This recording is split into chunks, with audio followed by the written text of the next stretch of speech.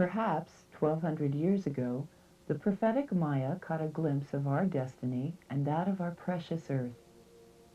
Eclipses played a transcendental role in the history of Mesoamerica. They were heavenly signals, marking the beginning or the end of an era. When the golden sun was devoured by the darkened shadow of the moon, a new epoch was born. This natural phenomena depicted portents of things to come.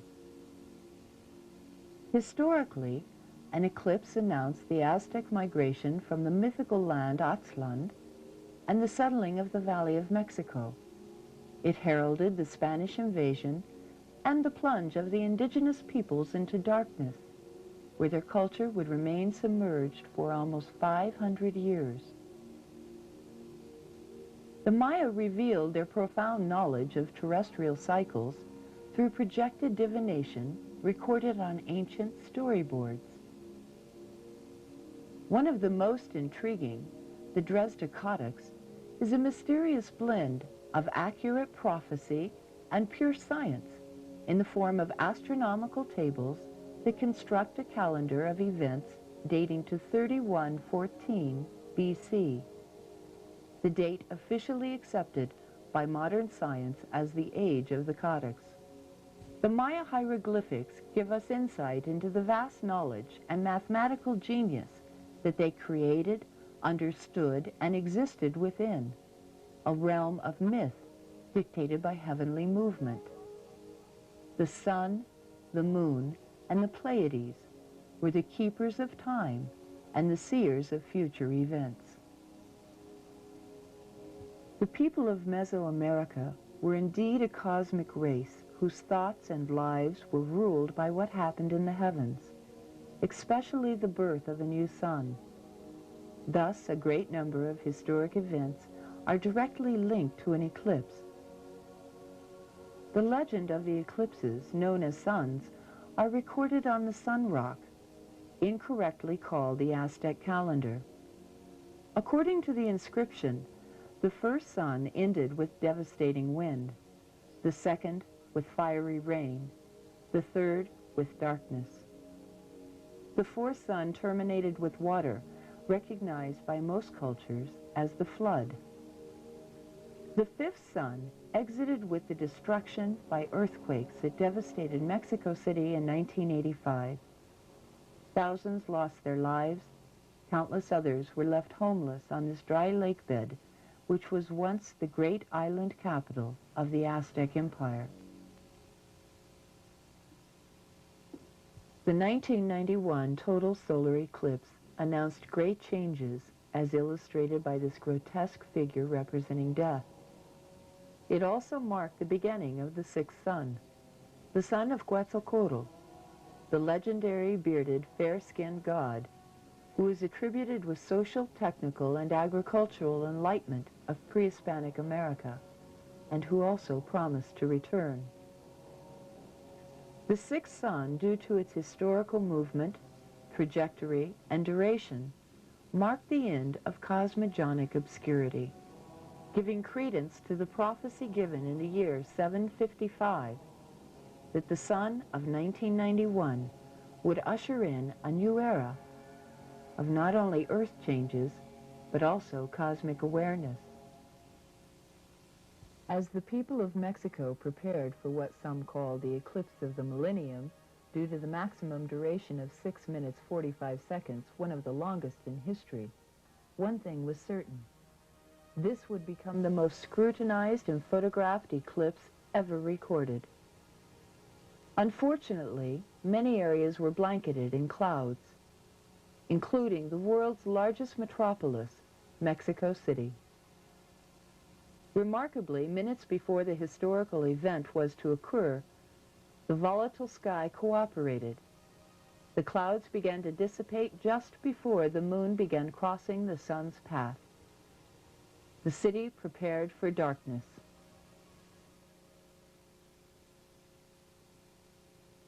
Shortly after 1 p.m., 17 different people, unknown to each other, in different locations, waited with camcorders in hand.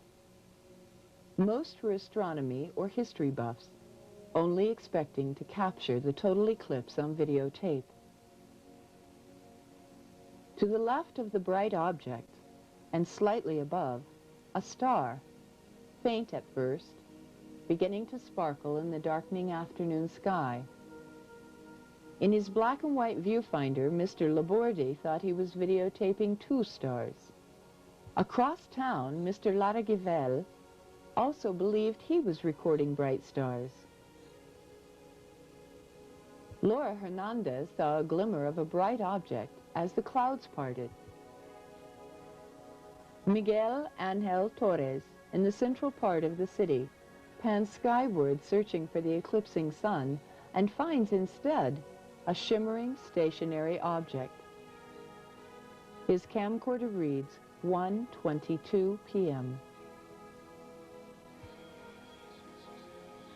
Padre Manuel Ferrer, a Catholic priest in the southern quadrant of the city, focuses on the luminous orb in the darkened sky. What a bright star, he thought.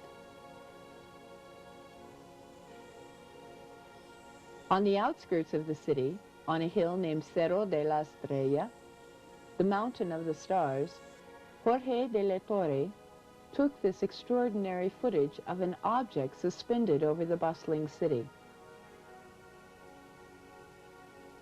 In this surreal setting, Antonio Flores taped this segment as the 5th sun proceeds through its final stages before the new sun, the 6th sun, emerges. The time is now 1:24 p.m. The sun is in full eclipse. Eduardo Mejia notices a glint in the ebony sky and zooms in to frame it.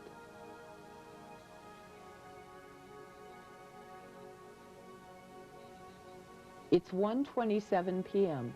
after the moon has crossed the center of the sun and the hovering object still remains in place.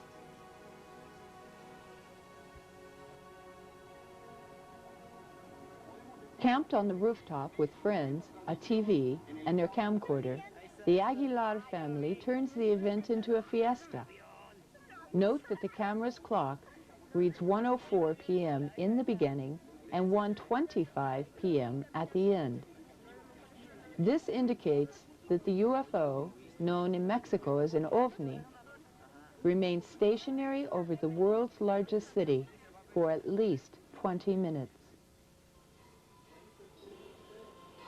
In the southeast zone of the city, hundreds gathered in the streets, including the Fuentes family. This footage, taken by Mr. Fuentes, an engineer, is some of the most dramatic ever taken. This is the first hyperjump ever recorded. Again, in slow motion.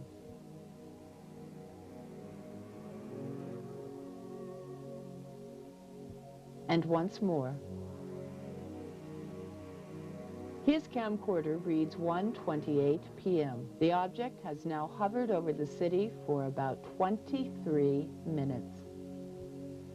It had been 180 years since the Anahuac Valley had been immersed in the shadow of the moon, and it would be another 270 years before a total eclipse would again blanket this valley in darkness. As the ancient Maya accurately predicted, a new age of cosmic awareness was at hand for the people of Mexico, who were now captivated by the unidentifieds in the skies over their city. Without exception, Jaime Maussan is one of Latin America's most credible and popular investigative journalists, having anchored Mexico's 60 Minutes program for years. Caught in his own curiosity, the desire to find more answers to the mysterious phenomena, Jaime organized a division of his production company as a UFO investigative unit. They began in earnest to track the numerous witnesses to the July 11th event.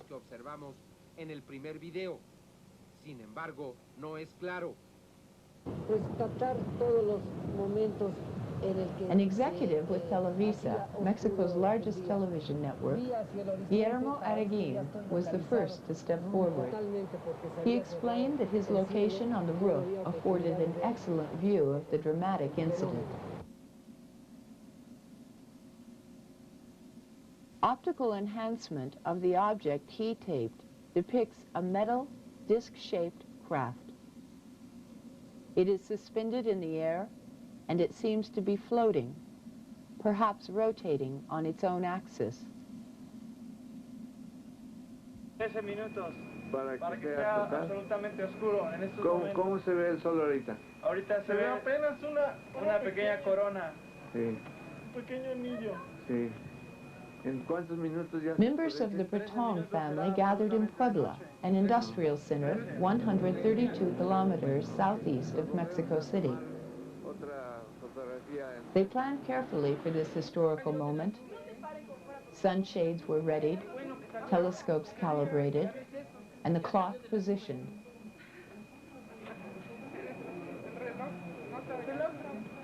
¿Ya salió de la nube? Ya prácticamente está oscuro. Sí.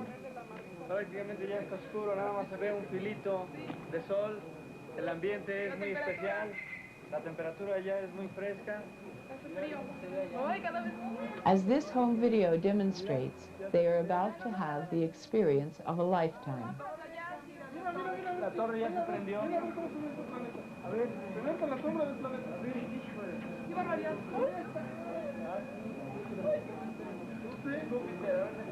Estamos viendo el planeta.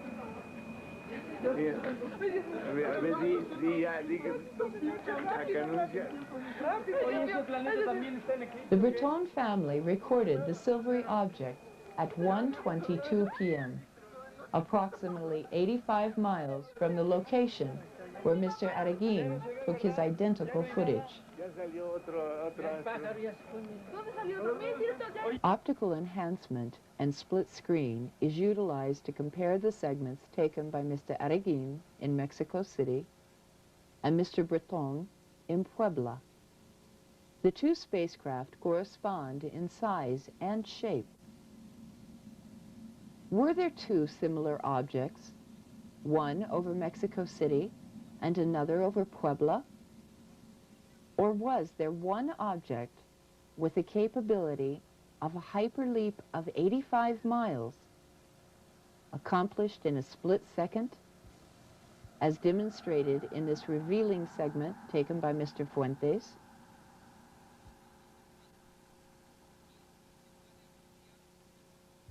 Estrella, un planeta que se vio, pero pues de acuerdo a las pruebas que le hicieron, eso no es, o sea, no es un planeta. Claro. Entonces, la verdad ya no sé qué sea. Sería difícil que fuera un globo. David Alamilla, a young student, thought he had videotaped a bright star. While searching for the eclipse, he accidentally captured the glimmering object hovering below the vanishing sun, the billowing clouds, and the dim twinkle of a star. Alamilla's camera reads 1:29 p.m. Fallas de origen means that any flaws are in the original tape. Optical enhancement provides a closer view, allowing us to see details previously obscured. This is not a star, it is not a balloon, nor is it a recognizable aircraft. It is indeed an unidentified flying object, an ovni. In the northeast portion of this massive city, Laura Hernandez zoomed in on one object she thought was a planet. Slow motion gives us a better view, and enhancement shows a pulsating energy from the metallic craft. Ms. Hernandez was surprised to learn that she had taped a UFO. No me imaginé. Sí, que te está comiendo mensaje. Miguel Angel Torres recorded this segment over the central portion of Mexico City. The enhancement shows a metallic craft emanating bursts of color.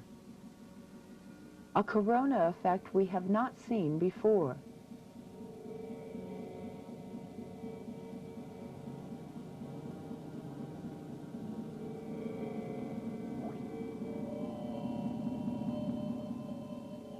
At the Televisa studios, the 6 best videos taken during the historic eclipse are put through comparative analysis. All are disc-shaped, structured, metallic objects that reflect sunlight. The masters of the stars could not have planned this better. At a time when all eyes were cast to the sky, 17 different people in different quadrants of the city videotaped an object hovering below the great eclipse of July 11, 1991. The sixth sun and the era of cosmic awareness had begun. Whether by design or accident, the UFO flap over Mexico City is, thanks to the video camcorder, the most documented mass sighting ever. The object or objects were seen and taped for a duration of 30 minutes.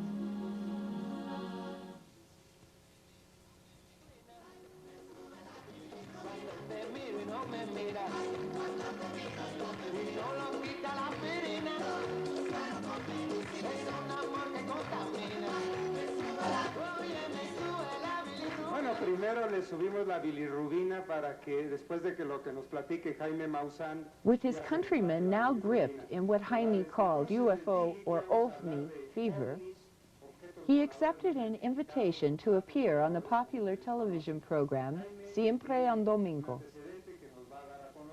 After presenting some of the more spectacular tapes, he made what is probably the first televised prime-time appeal to the people of Mexico, asking that they send him any video containing unidentified objects and to please double-check their footage taken during the eclipse. A telephone number flashed across the screen, and moments later the studio switchboard lit up. The eclipse footage had flamed the Mexican passion for intellectual debate. Why were the sightings so overt? The UFO had positioned itself beneath the eclipsing sun at a time when millions of people were looking up. Why? Unless it wanted to be seen. And the ultimate question? Why Mexico? Some thought it was an unknown intelligence carrying out a scientific mission similar to what our scientists were doing at that same time, measuring and monitoring. If they were seen, so what? The Air Force and no one else would challenge them. Others believed it was indeed a fulfillment of the ancient prophecy. The age of cosmic awareness was being ushered in by gods in sleek, silvery chariots, drawing attention to the sixth sun and to the return of Quetzalcoatl. He decided to record what was following. Realizing the need for outside help, Jaime contacted Lee and I. He explained that he had followed our investigation into the Swiss Palladian contact case and that he had presented our findings to the Mexican people in a 2-hour television special. Jaime believed this program prepared his people for the events unfolding in Mexico. In the videos we have observed, in some of the videos, on a stormy afternoon, he presented to us the details of these historic events. During a total solar eclipse that was going to happen on July the 11th, 1991, there was going to be the end and the beginning. There were going to be some kind of tragedies, and at the same time was going to be the beginning of a new era, that the masters were going to be dead and the new masters were going to be born. And in this prophecy they even mentioned the masters of the stars. We don't know what that means. We don't want to speculate. But we think that since it's happening at the same time, something has to do with it. Maybe a connection. Otherwise, how long was the ship over the city? Is it the same ship? All of the videos are of the same ship? Yes, absolutely the same ship. Is the movement of the craft unusual? Well, it seems to be hovering. It's not static. It's like moving this way. This thing is just standing there. Doesn't it seem interesting that it would hover during the eclipse over the world's largest city? That's what's very interesting to me. And it's an overt Everybody's sighting. looking up. That's why we are so interested. We know that you have been in this field for long, and probably you can have some answers, because we don't have them.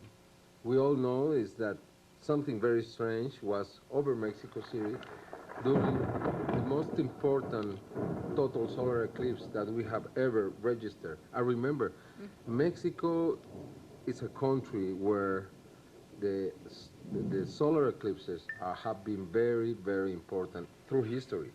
It's not the first time. Then something has to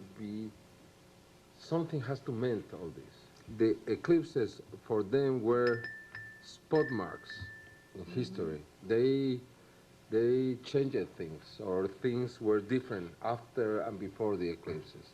The death of one society, the rebirth of the new. Yeah, that's what they say. And if you look at the world right now, it seems that that is happening right now. I am not sure. But since we have been discovering so much with these videos, we are really, really intrigued with this. And probably you can help us, because who has the answers? But that's a hard one. Well, I tell you, we're very interested in this case because, one, you have physical evidence. Number two, there seems to be maybe prophecy connected to it. Three, we're talking about the world's largest city, the world's biggest flap, the most documented flap at this time. Over 17 videos were taken during the eclipse. To have so many videos come in of the same object over one area. But you know, Britt's right. Absolutely, no question about it. And in Puebla, we have 2 or 3 videos, and one of them is so clear. You can compare both, Mexico and Puebla, and you can see it's absolutely the same at the same time, during the same total solar eclipse. What does it mean? It means two UFOs in different cities at the same time. It has to be somehow a message. UFOs? The same UFO. Same configuration, same type. Same time, same attitude. Just hovering there. It seems like they were there to be watched or to be recorded.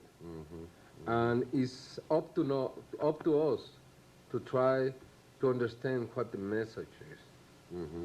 I don't know if it's a catastrophe or it's history of Mexico, or what it is. Jaime, how does the people that have witnessed this to this point in time, is there panic among the people of Mexico City? No, all the opposite, all the opposite. They are really excited. They are really happy with what it happened, because they're open-minded. And it gives more value to those total solar eclipse. Remember, eclipses of that series were responsible for the beginning of the construction of Tenochtitlan, the capital city of the Aztecs. They were responsible for their emigration from their original site, and many other things. And so that's why it's not so simple, this kind of eclipse in Mexico. So it's been prophetic in the past. Yes. Mexico and Puebla videos, you can see the UFO, or whatever it is, close to the stars, but every time it's different, the position. It's closer or farther, but not the same. But yeah, again, could be a clue. It's just speculation. But we have to look very carefully, because they are clearly trying to give a message, and we have to interpret that message. And what is that message? It means, because of the prophecy, a tragedy. Is something going to happen in Mexico, or it's just because historical reasons, or it's just because it happened there at this moment of crisis in history, everything is speculation. The only thing that is real is that a UFO was there. And the government and nobody else has been able to give a real possible explanation of that, especially in two cities at the same time. That's absolutely real. Everything else is speculation. But we have to speculate because they are trying to say something. And we have to try to understand that. The scientists in Mexico, they say they are not interested in this. They don't have an answer. They cannot explain this. But you know how scientists behave with this. Oh, yes. It seems that we, the people, have to really learn what is going on. Because if we let them, probably we will be dead and we will know. We will know. We have a friend who's a propulsion engineer, Dave Froning. Would like to bring him into Mexico as soon as he has some time. I'd like to show him this. Have him look at that footage and see what he can come up with. His specialty is propulsion, field energy propulsion. Might be something there.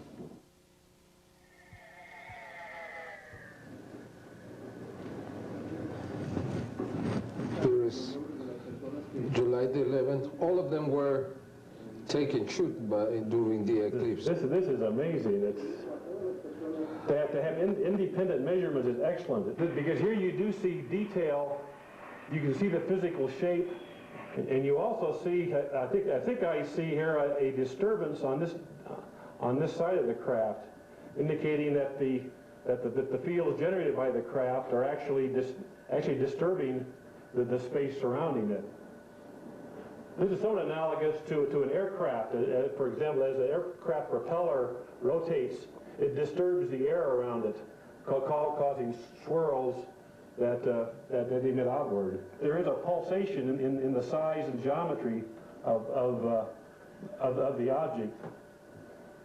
And again, this is indicative of a repetitive cyclic motion that you would expect with a field propulsion system. But one can see that there is strong energetic activity occurring throughout this region.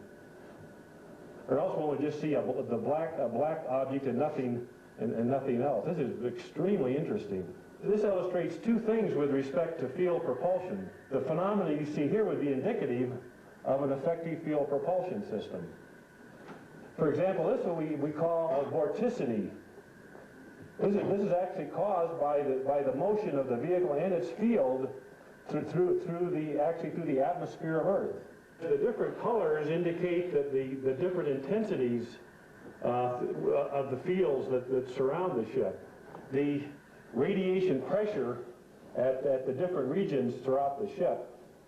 These kind of tend to be characteristics of magnetic fields.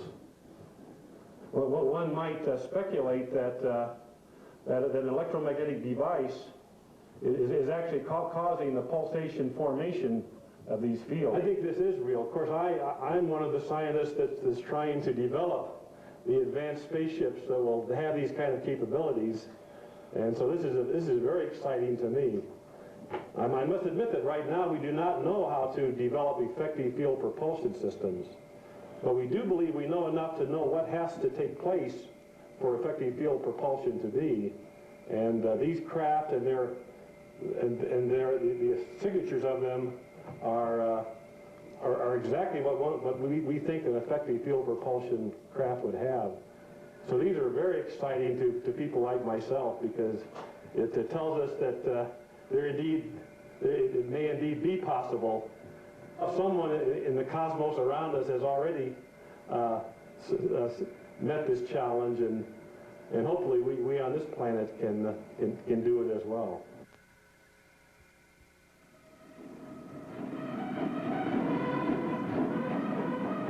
On September the 16th, the Mexicans celebrate their National Independence Day.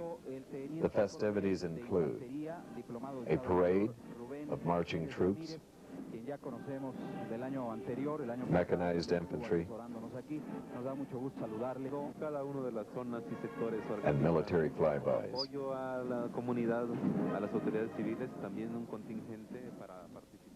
Vicente Sanchez, one of Jaime's engineers, was prepared to get some good Air Force stock footage. First came the helicopters, then the fighter squadron, Vicente noticed an object beneath the formation of 24 Air Force fighters and began to track it. Optical enhancement revealed that the OVNI was back in the crowded skies over Mexico City. 5 of the Mexican Air Force fighters break formation and give chase to the unknown. But soon, it accelerates, leaving them in its wake, headed northeast towards the volcano zone.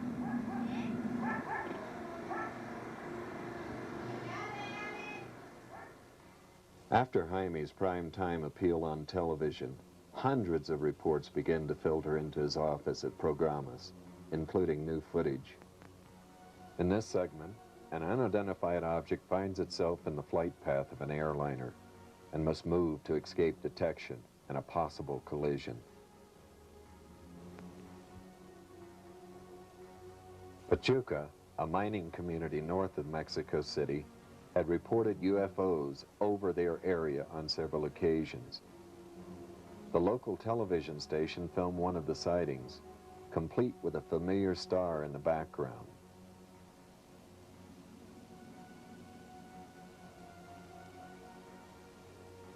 From the heart of the volcano zone, southeast of Mexico City, new reports filtered into Jaime's company. Dispatching a camera team to stake out the area proved very beneficial.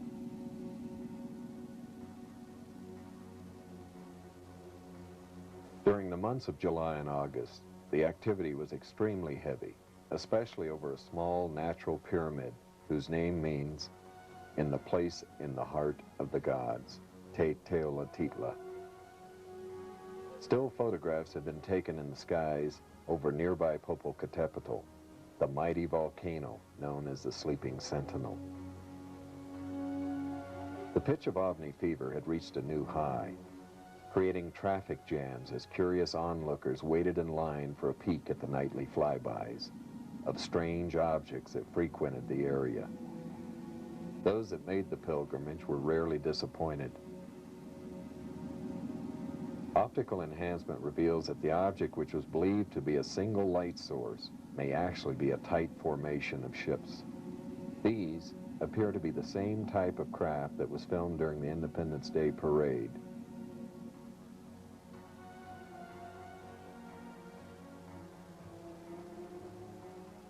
During September and October, there was no let-up in the state of Puebla.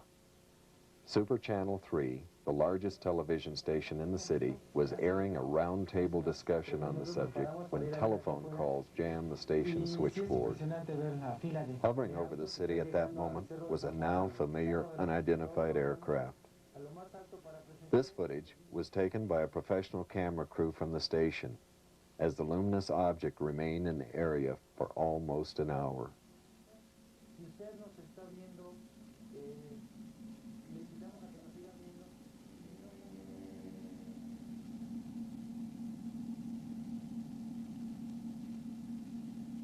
Nearby, at Metepec, Cuauhtemoc, Programas' cameraman, filmed the ships rapidly moving through the darkened sky towards an unknown destination.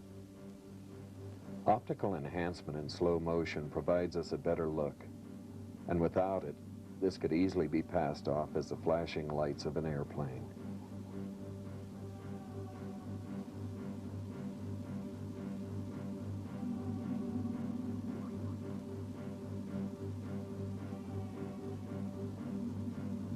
The following evening, September the 20th, the ships returned, and Cuauhtemoc shot his third segment of video in a 3-day span.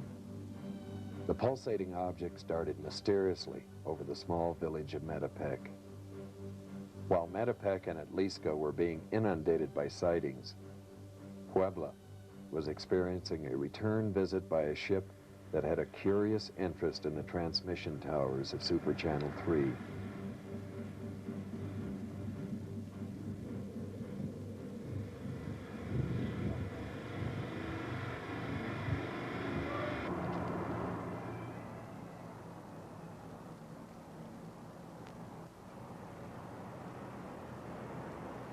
Within the same week, the overt activity returned to Mexico City, as shown in this unique video taken by Vicente Sanchez the engineer that had filmed the Independence Day parade months earlier.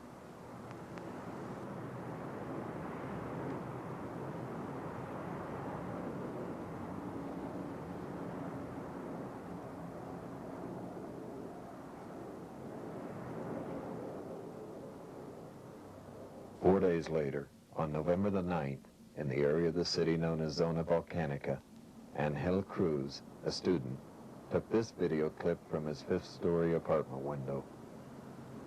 The ship appears to be slowly rotating in a counterclockwise motion as it disappears behind a neighboring complex. In the Zona Volcanica, Padre Ferrar, a Catholic priest who had taken eclipse footage months before, is curiously drawn to a radiance suspended beyond and above the outskirts of the city. As he zoomed into the maximum range of his camcorder, the size and brilliance of the object is intensified. Suddenly, one light transforms into two separate forms of luminescent energy. About 30 seconds later, the metamorphosis begins again.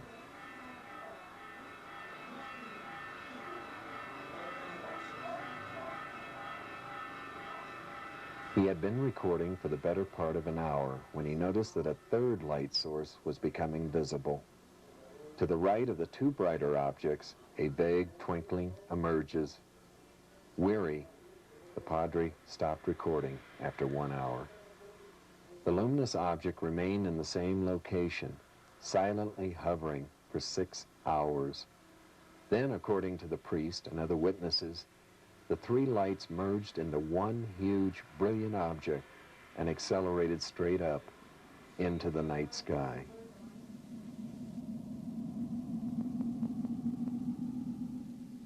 One week later, and 7,000 miles from the Husco volcano, a Japanese couple vacationing on Kyushu Island took this amazing video of a dish-shaped craft hovering in the skies above the erupting volcano, Mount Unsan.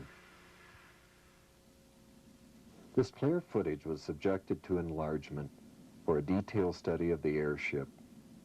Oddly enough, we discover that it is the same type of spacecraft seen and filmed over Mexico during the solar eclipse 4 months earlier.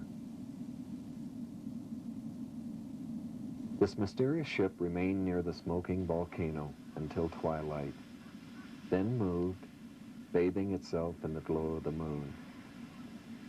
Like Padre Ferrar, the couple grew weary with the motionless craft and only videotaped at intervals before retiring for the night.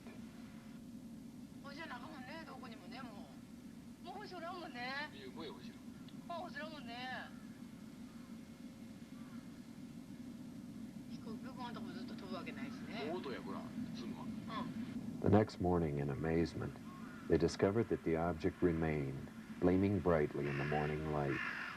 Why was it there? Coincidence? Or a planned event designed to attract the attention of those who can comprehend the Maya prediction of cosmic awareness and its correlation to Earth changes?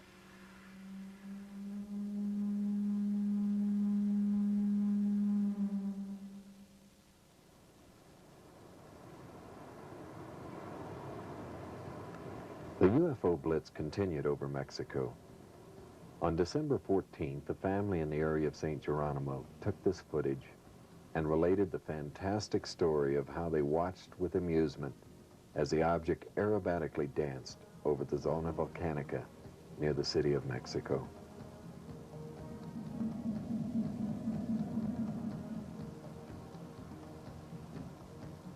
On the 9th of January, Vicente Sanchez again took video of a unique object that flew slowly and silently over the high-rise buildings in the eastern part of the city.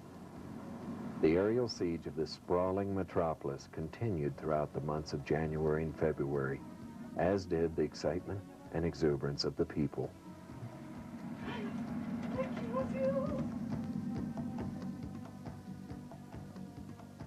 By mid-January, Mexico City appeared to be the preferred flight path of the unknowns, as demonstrated by this video taken by Eduardo Mejia, that shows a tight formation of two objects headed southwest.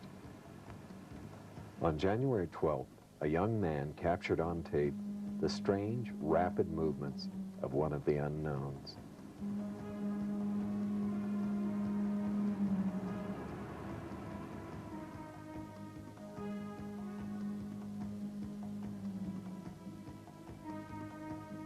In February, the ships returned to Metepec and at Lisco. A professional cameraman, Guillermo Wemes, from Super Channel 3, was present to record this dramatic segment.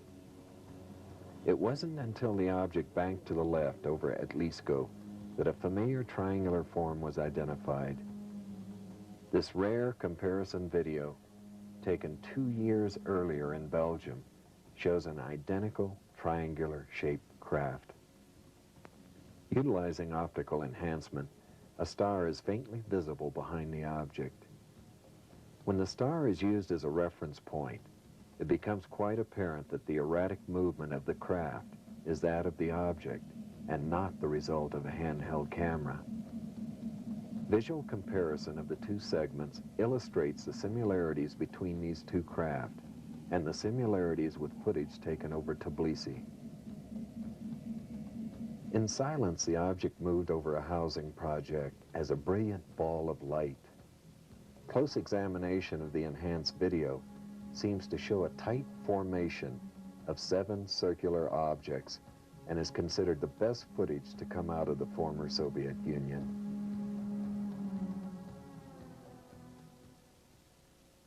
The first video ever taken of a UFO was filmed accidentally in the late 70s by Manuel Juarez of Channel 3 in Guatemala.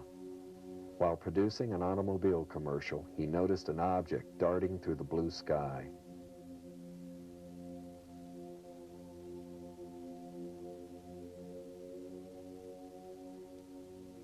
The clip from Guatemala closely resembles this segment taken over Mexico City by Vicente Sanchez years later.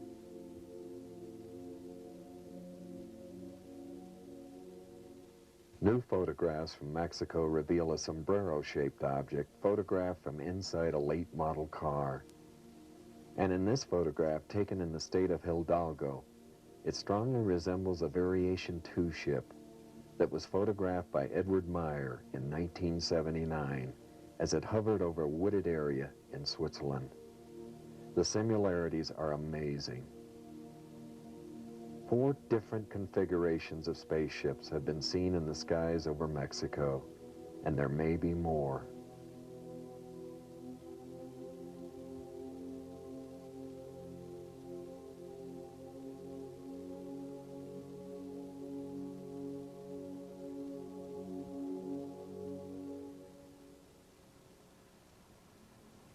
On February 24th, the parade of UFOs continued over Puebla.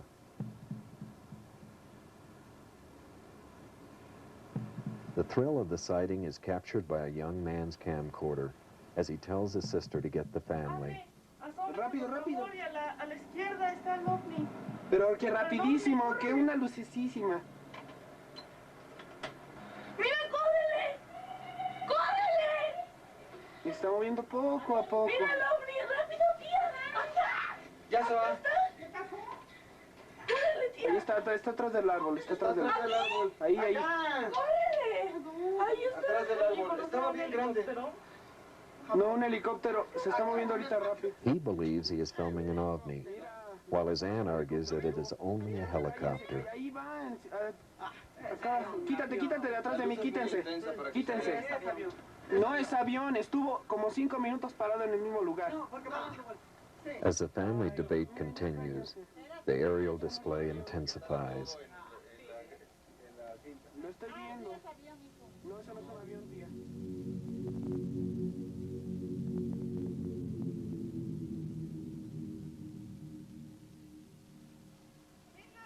Meanwhile, over Mexico City, the skies are becoming more and more crowded. A commercial airliner approaches for a landing as an unidentified object passes dangerously close.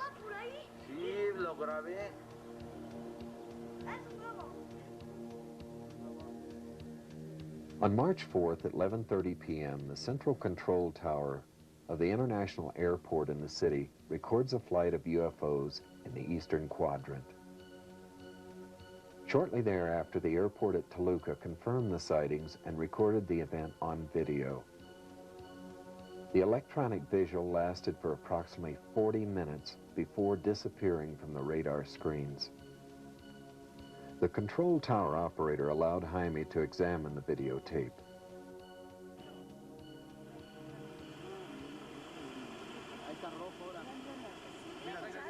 The excitement continues. Over at Lisco, a mysterious rendezvous is captured on video by a Super Channel 3 cameraman, Guillermo Güemes.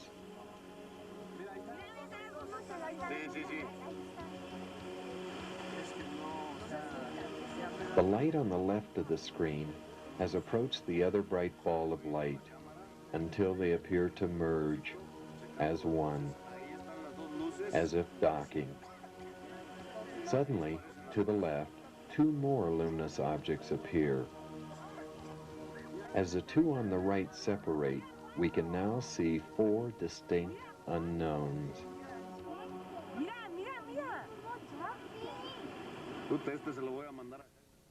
We invited Nippon Television to join our investigation, and a Japanese film crew arrived in Mexico at 11:30 p.m. on May the 8th. Our old friend, the host and director, Jun'ichi Yaoi. When we told Yaoi there might be a good opportunity for Nippon Television to get their own footage, they jumped at the chance. Yaoi had spent over 20 years researching the subject matter and chasing the elusive UFOs. Yaoi had once referred to the subject matter as the most impenetrable mystery of our time. So when he arrived in Mexico, he was intrigued and still in the hunt. Exhausted, it would be 3 a.m. before we would arrive in Puebla. After 3 hours of sleep and a full schedule ahead of us, Jaime, Britt, and I led the way to Atlisco. During the last 7 months, Atlisco had been a hotbed of UFO activity, and Jaime had arranged for 3 important interviews, beginning with the most important political figure in the city, the mayor, first government official in Mexico to publicly discuss the subject of UFOs.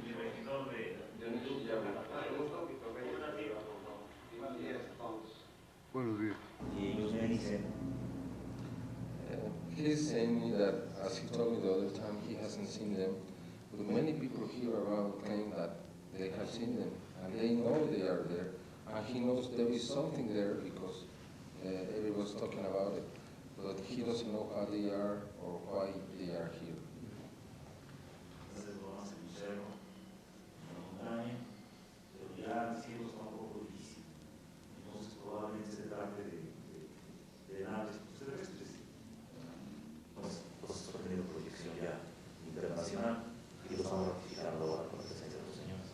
He's saying that this is giving this place an international projection because he just in the last Thursday had a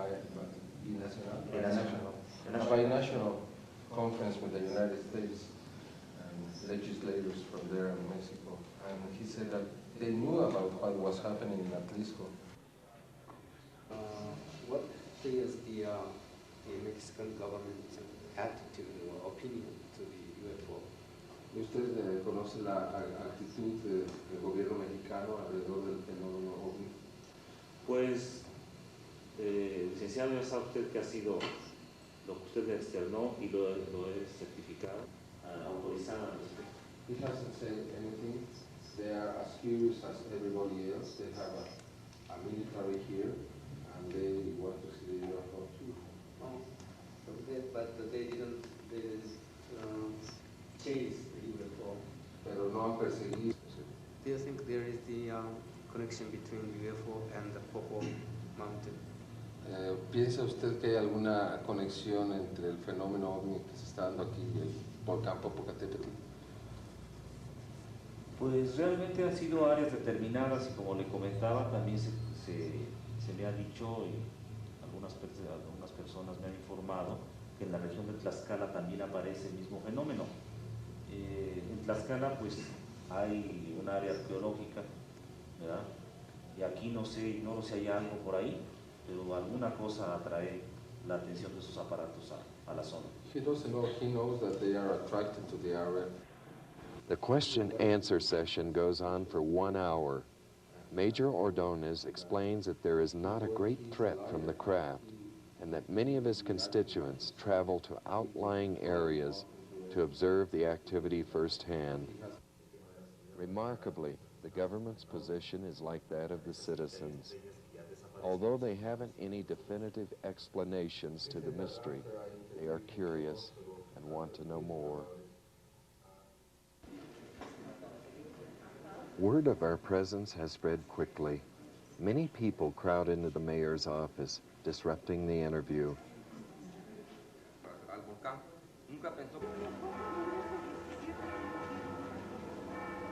More people waited in the street, and we were experiencing a classic example of what Jaime called ovni fever, which by now had become an epidemic.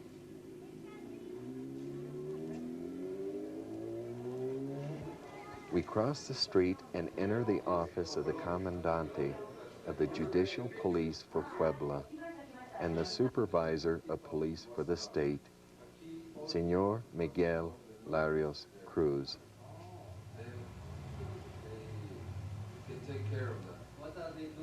Jun'ichi asked the Comandante if the UFOs are dangerous. The Comandante responds that if there are beings inside these ships, they are not hostile or dangerous to us, adding that if they wanted to hurt us, they would have done so by now.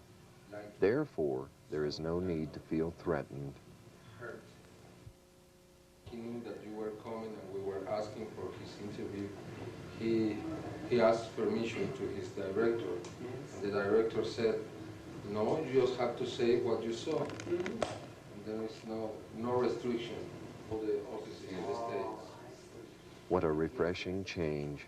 There is no cover-up, no obstruction of his testimony. At the beginning of the flap, before everyone started seeing UFOs, his office had been told that objects had been seen near the pass between the volcanoes. Thinking that this was a drug plane, a stakeout was organized. A camera would be used to record the aircraft ID numbers so arrests could be made. The stakeout was successful. But the photo was unlike anything he had ever seen. The photograph was taken from 40 meters, and he thinks that the object had a length of 10 to 15 meters, something like a DC-3. Oh. He thought it was a DC-3. That's the most used plane for smugglers. And he thought, yeah, that plane is going to bring a smuggler. And that's why he shot the picture. I see. They analyzed it through a magnifying glass, and they realized that these were portholes. Oh.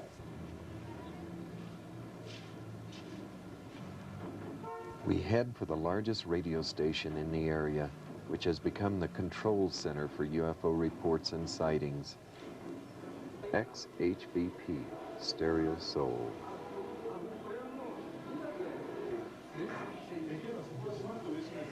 The director of the station provides some shocking details. They are in a country with 100,000 people. They consider the ratings very high, up to 90%. Most of the people here are aware of the station, and this is where they give the reports. No. Found out that 90% of the people in Atlisco have seen the UFO, and the other 10% know about the UFO. This was amazing. 90,000 residents had seen the bright objects that rule the skies over Atlisco and Metepec. And yet, with the massive sightings and front-page news coverage, the people remained calm. There was no panic, only curiosity for the mysterious visitors. A dentist in Jalisco, Dr. Rosas, had numerous sightings. Near the pyramid mountain, Teotihuacan, which means the embassy of the gods, a magical place that seemed to attract UFOs. Dr. Rosas had taken videotape of one such event. Ahí está detenida en el cielo. En esta ocasión estamos percibiendo una luz. Ahí vemos que se regresa sobre la ciudad al norte.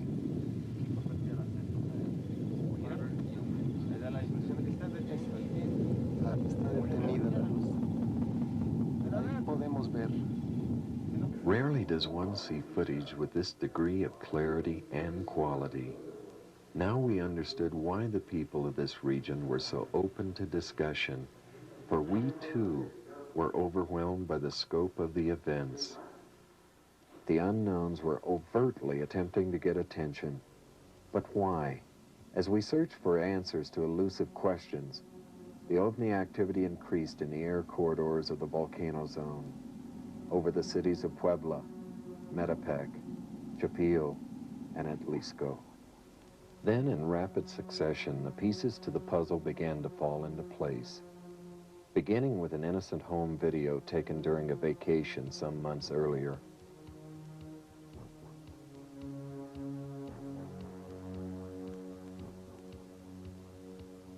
Ms. Galvin did not notice the dark object hovering over the volcano.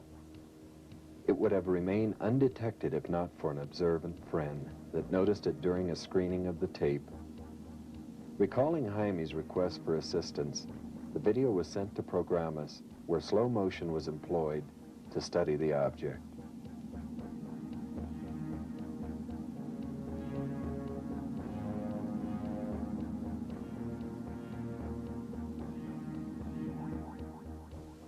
A young man named Max Hofbauer filled in additional pieces. His investigation of the phenomena centered near his home in the state of Puebla, in the zone of the volcanoes, where the objects were reported frequently, and most specifically around Mount Popocatépetl. Max reported another clue. The ovnis regularly flew between the volcanoes Popocatépetl and Ixtaxochitl, in the direction of Puebla, and over what many believe is a base, Teotihuacan. Armando Nicolau is an archaeologist employed at Programas, and with friends had recently climbed the sleeping sentinel, Mount Popocatépetl. Since their last climb, they noticed that the trails had changed dramatically, and once on top of the crater, his camcorder recorded an amazing event. The normally cool water of the lagoon was hot. The mountain was beginning to vent. The long dormant volcano was coming to life. The sleeping warrior was awakening.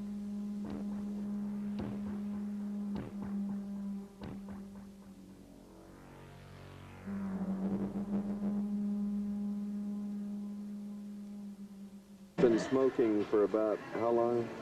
Memo? 1 week.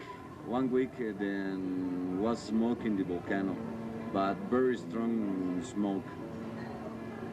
Because later the volcano makes signals, Indian signals, making ring, and the ring went, but now is very, very rare the smoke. Mount Popocatépetl is the fourth largest volcano in the world, with an elevation of 17,887 feet. It is also the most dangerous volcano, for Popo lies between Mexico City and Puebla. Should this sleeping giant blow its top, the explosion alone could trigger a megaquake that could destroy these two historic cities and affect over 30 million people, 1/3 of the population of Mexico.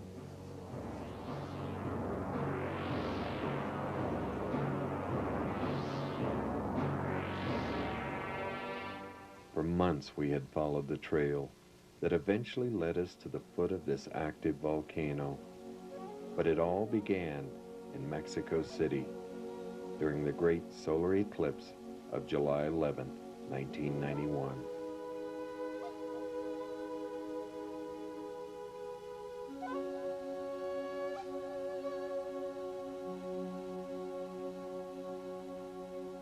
Phase 1 of the prophecy was complete. All of Mexico was aware of the presence of what the Maya called the Lords of the Sky. Phase 2 began with the nightly sightings in the volcano zone. Indeed, the OVNI were the masters of the skies, demonstrating breathtaking aerial acrobatics that defied gravity and scientific principles.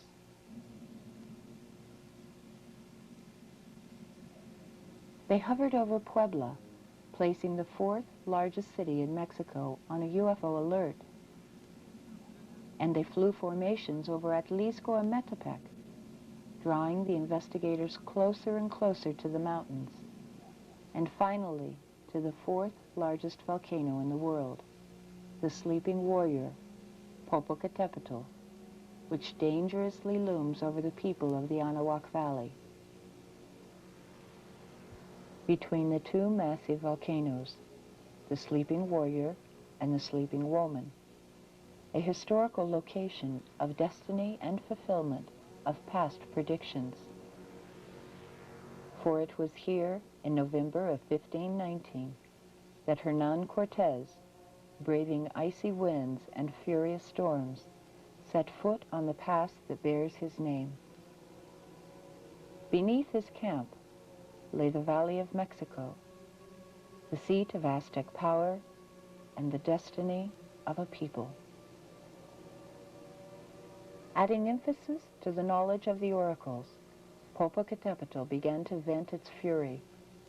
The conqueror, writing to the King of Spain, recorded the following: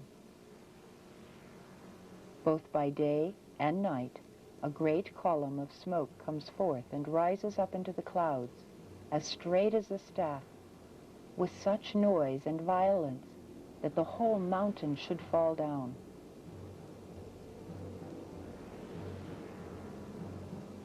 With the descent of the Spaniards into the Valley of Mexico, the long prophesied day of destruction had arrived, and the forecasted 500 years of darkness and ignorance had begun. The 5th sun had culminated. Almost 500 years later, we are living, according to Maya prophecy, in the age of the 6th sun, and, as in Cortez's day, the sleeping warrior is awakening from a long hibernation.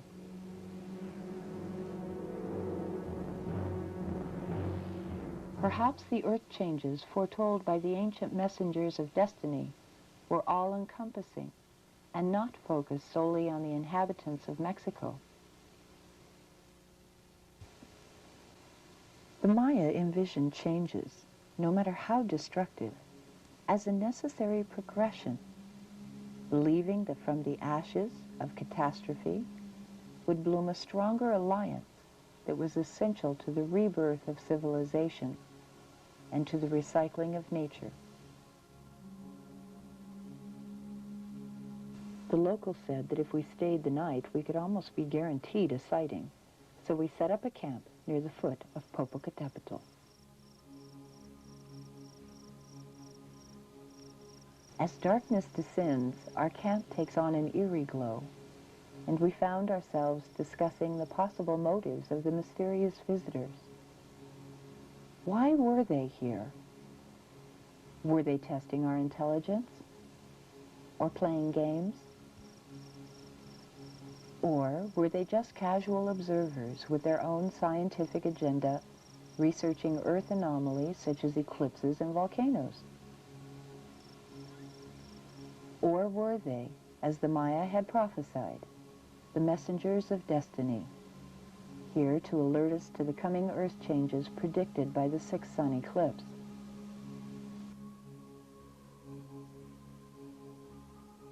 On a small knoll at a place called Casita Blanca, where the locals gather for UFO watch, The culmination of an exhaustive 10-month journey was about to begin.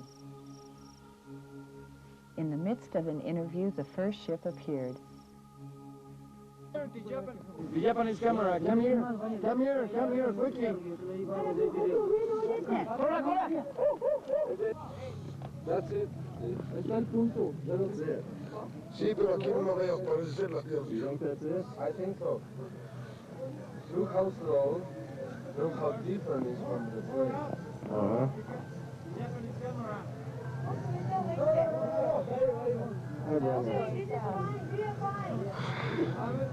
¿Ya se desapareció?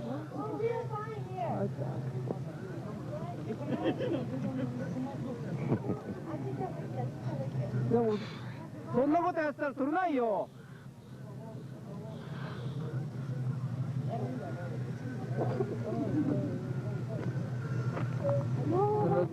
Ya se perdió.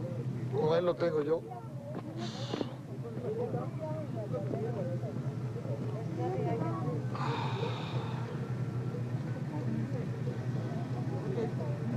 Sí, pónmelo, hijo. The desperate voice is that of Cuauhtemoc, the cameraman for Programas, hastily trying to film, balance the heavy camera on his shoulder, and set up the tripod in the total darkness. The camera secured to the tripod eliminated handheld movement, allowing a steady picture of the hovering craft. It vanishes for 5 seconds, then reappears before departing for good, as the locals had predicted. The experience lasted 2 minutes and 24 seconds. Okay, so when...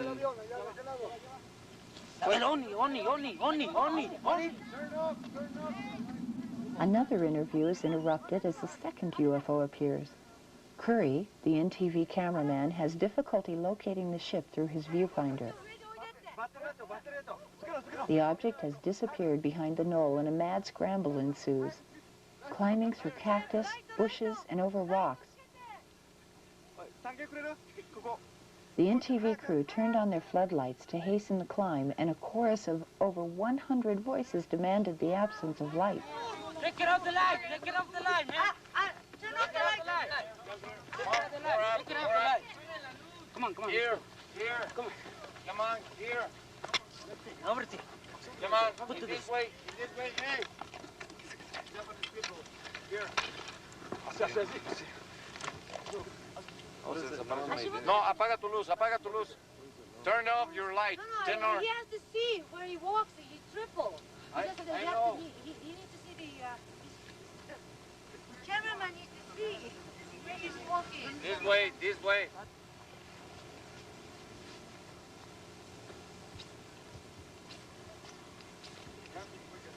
The NTV crew reaches the top of the ridge, and the ship is spotted again. It is identical to this craft, filmed by Guillermo Güemes. No, es que se va hacia acá. ¡Ay, tienes acá! Tranquilo. Es un avión.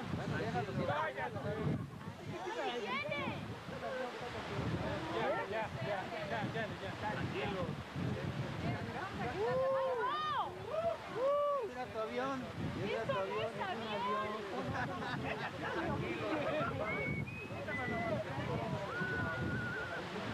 Ese no es un avión, señores. Un avión no da la vuelta.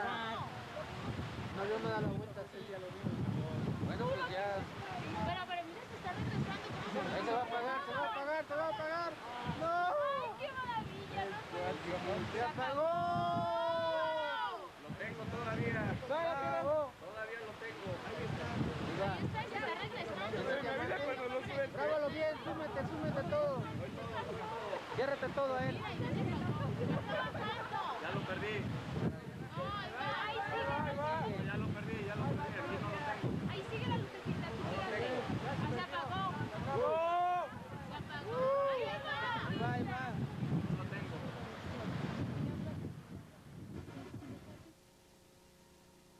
Nothing in history is comparable to the massive sightings and remarkable videos that were taken during the Mexico flap of 1991 and 1992.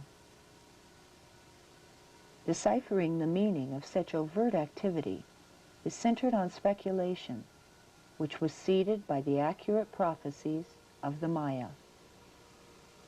Perhaps, as foretold 1,200 years ago, the unidentified objects are indeed messengers of destiny.